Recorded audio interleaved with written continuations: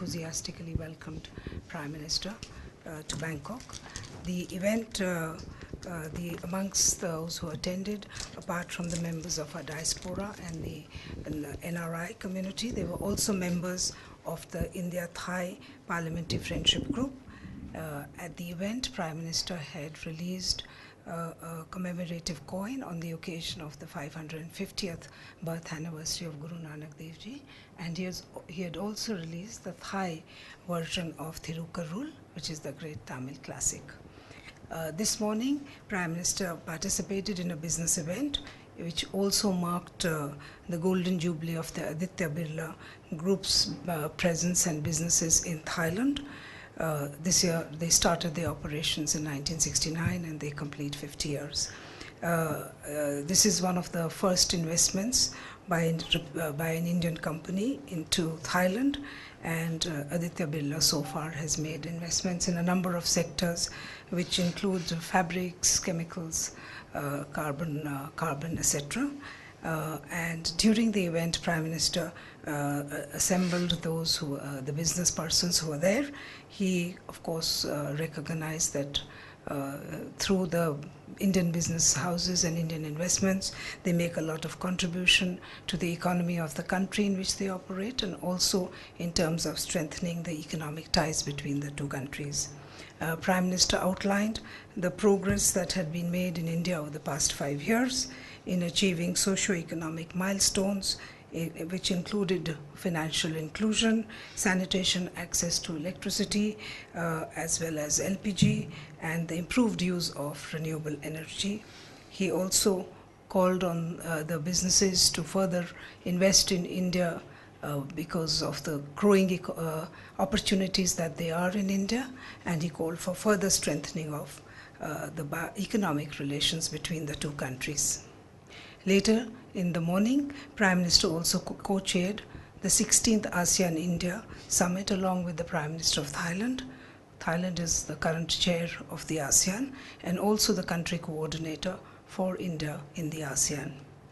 In his remarks, Prime Minister had underlined the centrality of ASEAN in India's Act East policy and the Indo-Pacific vision. He highlighted the convergence of our respective approaches to the Indo-Pacific. Both India and ASEAN shared a lot of similarity in the way they approach the Indo-Pacific. He also called for intensification of partnership in capacity building, which included areas like agriculture, science, IT, engineering, and the network of universities. Prime Minister called for greater surface, maritime, digital, and people-to-people contacts and connectivity. He referred to the $1 billion line of credit, which could be used for further strengthening connectivity in both physical and digital between India and ASEAN countries. Prime Minister announced that we would be looking at creating an endowment of about 50 million Indian rupees, and that would be used for promoting exchanges between faculty as well as students under the India-ASEAN University Network. In addition, about 50 scholarships were offered in agriculture universities. Apart from that, the other announcement was to hold a startup festival along with the India-ASEAN Hackathon early on in 2020. There was also reference to the sub-regional cooperation that India has in this region, and this includes the Mekong-Ganga cooperation and also India's recent joining as a development partner of the ACMEX initiative, which is the Ayovadu Chakprayo Mekong Economic Cooperation Strategy. So we were amongst the first development partners of ACMEX. On their part, the ASEAN leaders spoke of India as a long-term friend, a dynamic partner, and they acknowledged India's contribution in the region for peace and stability. The leaders also welcomed India's support to the centrality of ASEAN and India's programs and projects which support ASEAN integration and the ASEAN Master Plan for connectivity. They also acknowledged India's leading role in capacity building, including in agriculture. They expressed keen interest in enhancing partnership in maritime, cyber domains. And in terms of the 1,000 PhD scholarships that were launched, they expressed deep appreciation for India's cooperation and offering of this the scholarship as part of the knowledge building partnership between the two countries. And as you are aware that ASEAN had announced its ASEAN outlook on Indo-Pacific, and the ASEAN leaders noted the many commonalities they have with our Indo-Pacific vision, in particular SAGAR, which is security and growth for all. Apart from that, on the agenda was also the developments in the region and in the international areas of common interest and concern. These included terrorism, counterterrorism, violent extremism, cybersecurity, South China Sea, and it was noted by both sides the importance of promoting a rule-based order in the region, including through upholding adherence to international law, especially the UNCLOS of 1982. The leaders affirmed the importance of maintaining and promoting peace, stability, safety, and security in the South China Sea, in particular freedom of navigation and overflight. Subsequently, after the conclusion of the meeting of India-ASEAN Summit meeting, Prime Minister had two bilateral meetings. One was with the Prime Minister of Thailand, and the second was with the President of Indonesia. Today, later in the afternoon, he would be meeting the State Councillor Aung San Suu Kyi, and therefore today there would be total three bilateral meetings, and it would be noted that all the three are maritime neighbors of India. Of course, Myanmar is both the maritime neighbor and our closest land neighbor as well. All this emphasizes the key role and importance that India attaches to the ASEAN countries as a part of its Act East policy. On the bilateral meetings, the ones which have already taken place, press releases have been issued and they are already on the MEA website.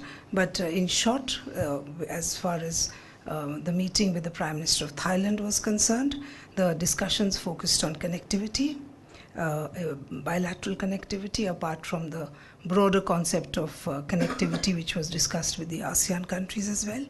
And they also discussed a promotion of bilateral defense ties and including promoting trade and investment.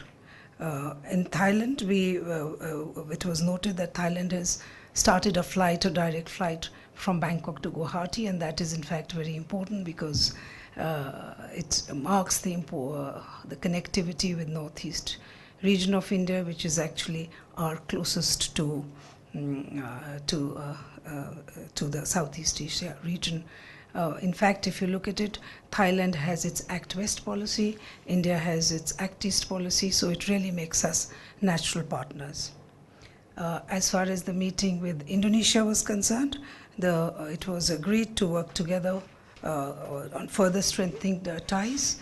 The two leaders had already met previously at Osaka, and subsequent to that meeting, there had also been a meeting at the foreign ministers level.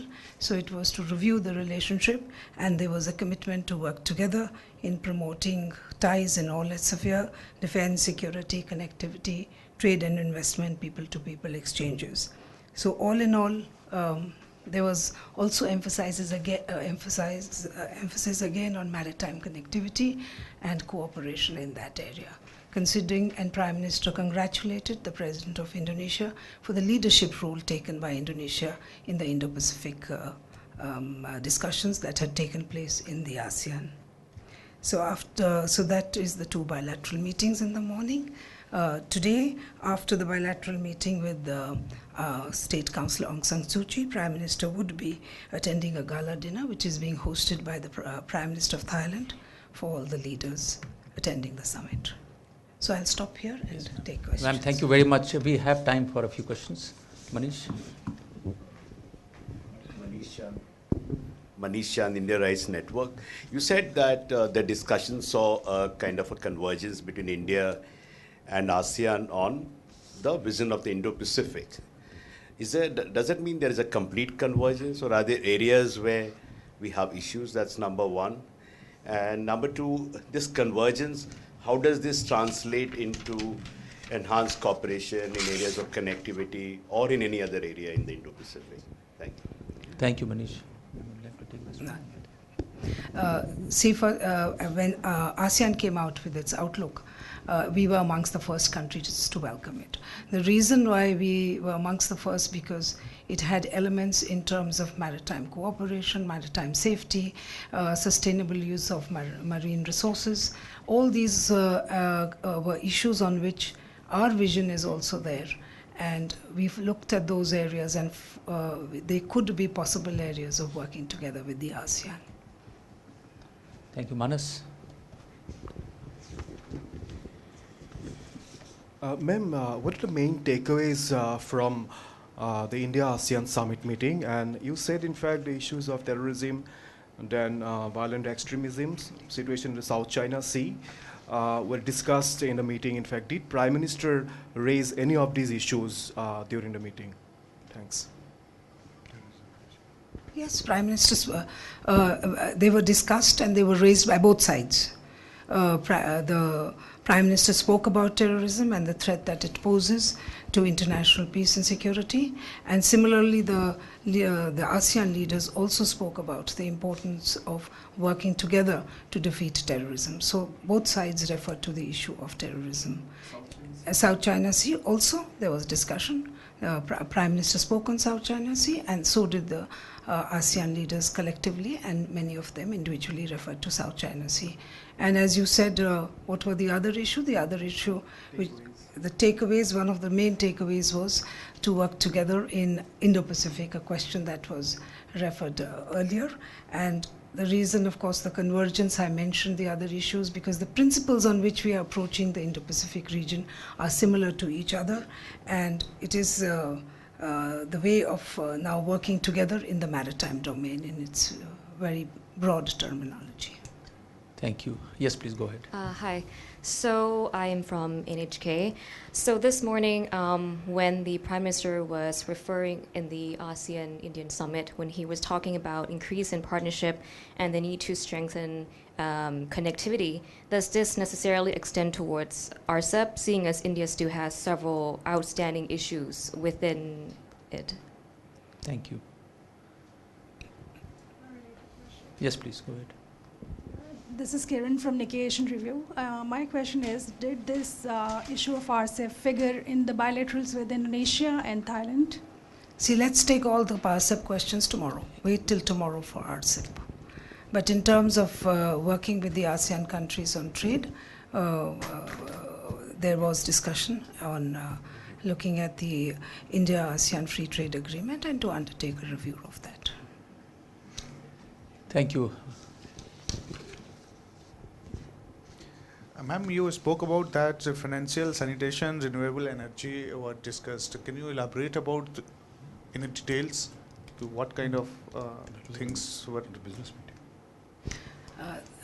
I referred to these areas. Of course, that in that Prime Minister had spoken about the focus of the Government of India on these areas, and as a part of the economic growth and development taking place in India at the business meet in the morning.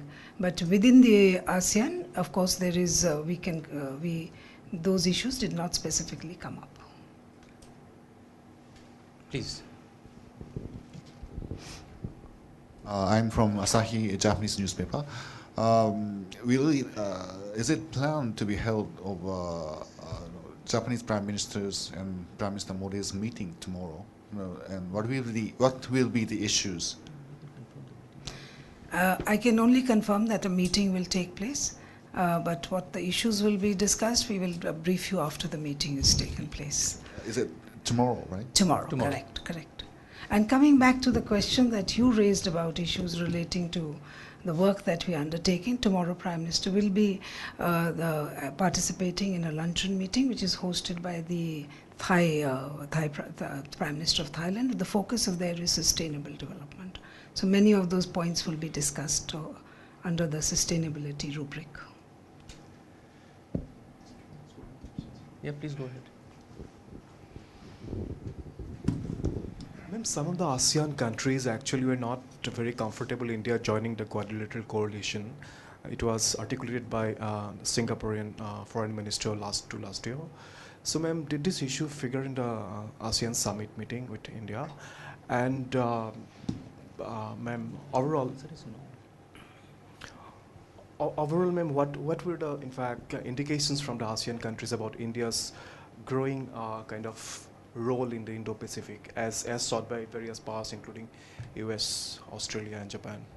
See, as far as India's role in the region is concerned, as I mentioned in the very outset, all the ASEAN countries appreciated India's growing role, and that India's growing role is a factor of peace and stability in the region.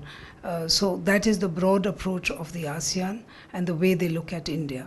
As far as the other issues which you spoke about, those were not a part of the agenda of the ASEAN Manish, this meeting. last question, Manish. Yeah. Madam, this $1 billion connectivity fund has been around for a long time. What is the progress in utilization of that fund?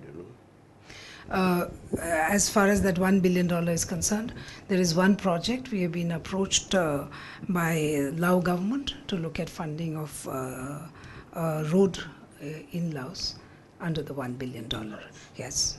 Because this is a fund meant for connectivity projects. So it's either physical connectivity, digital connectivity. So we are looking at the first request which has been submitted.